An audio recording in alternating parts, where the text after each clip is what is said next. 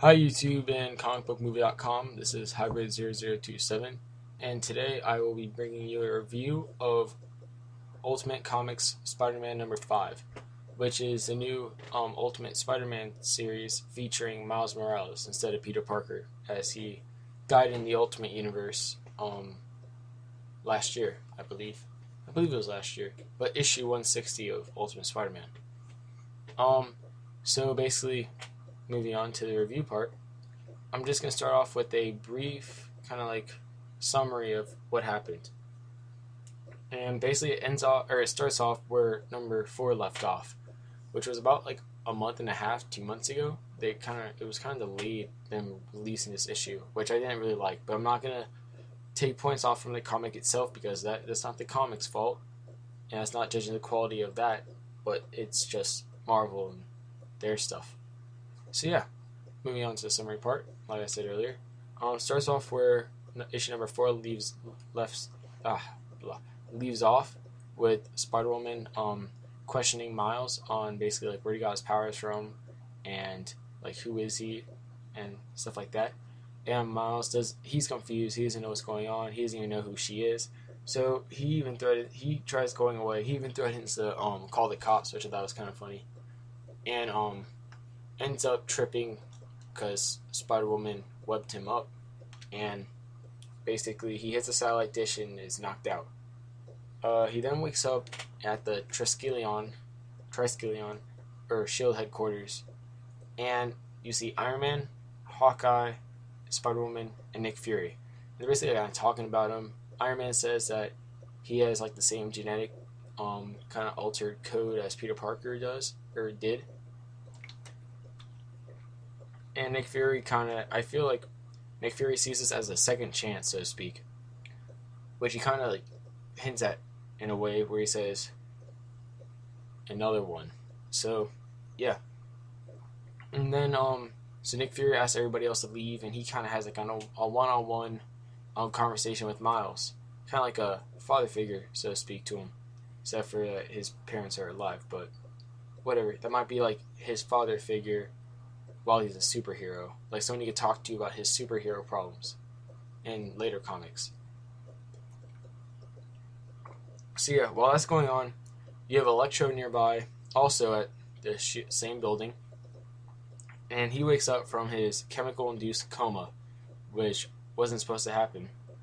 And I find it interesting how Spider-Man's first supervillain, Ultimate Spider-Man Peter Parker, his first supervillain in Ultimate Comics was Electro.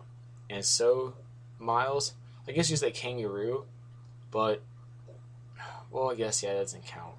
But still pretty close. The second here's one. The second person that they both stop is Electro, which I think is pretty interesting.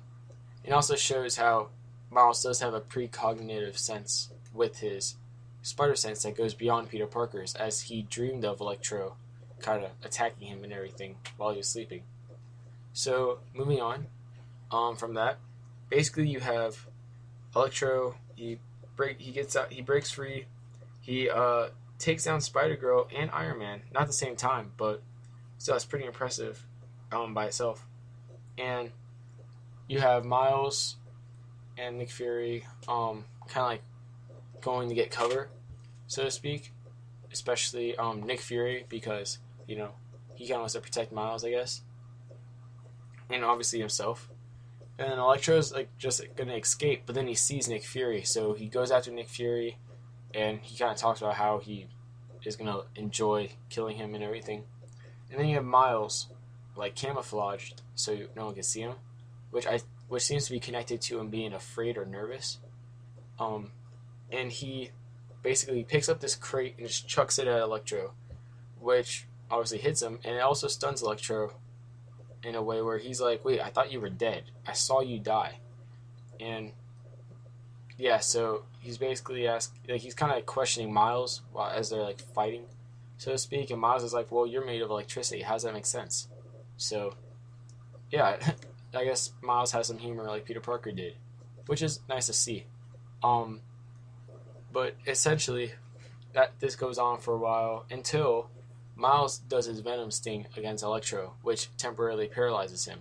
But it's just enough where he short circuits and he falls on the ground, knocked out.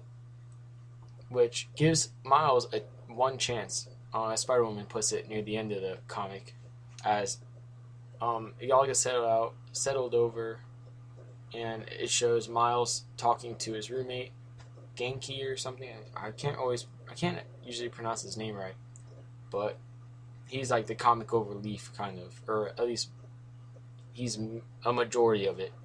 And they're talking about it, and he's like, "Cool, you're a superhero," and all those other things. And then you see Spider-Woman come up to both of them and gives Miles a briefcase, and they don't know that she's Spider-Woman until Miles like, "Who are you?" And she's like, "We met up there earlier." And he's like, "Oh, okay."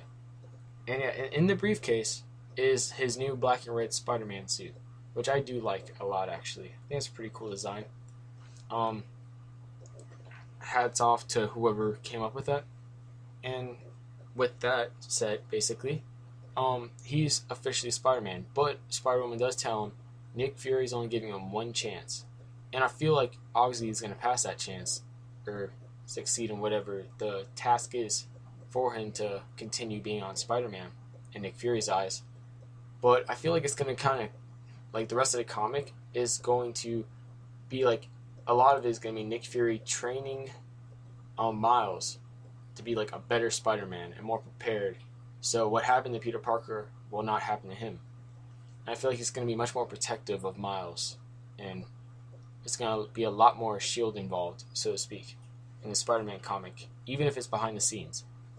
So, with that said, the reason I think that connects with the animated series is that it's kind of the same premise. Like, you have Peter Parker, and it's both Ultimate Spider-Mans too, which confuses me. I'm like, why don't you just make the TV show Miles? But I guess a lot of people don't really know Miles yet, and Peter Parker would probably get more ratings than have totally new Spider-Man air on TV.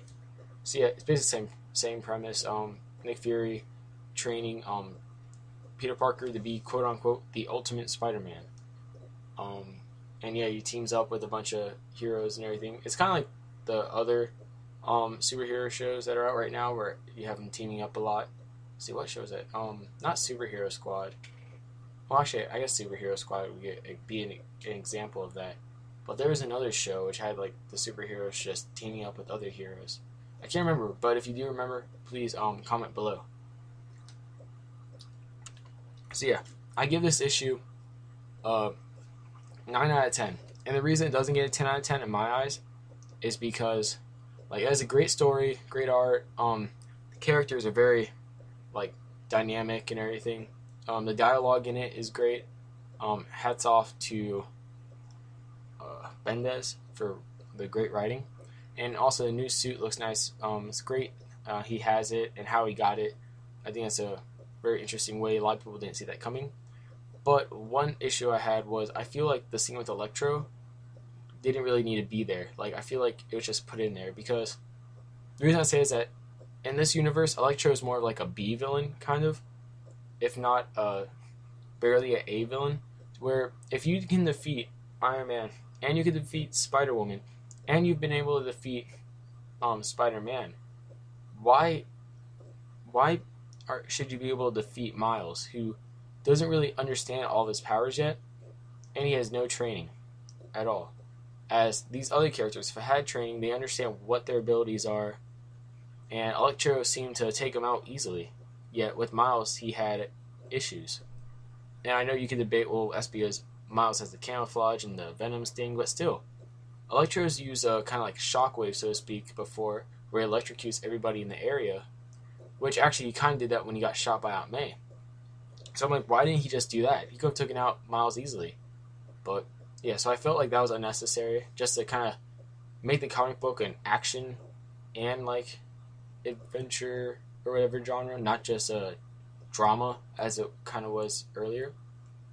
And yeah, so that's my review, and hopefully I'll be able to review the future Ultimate Spider-Mans.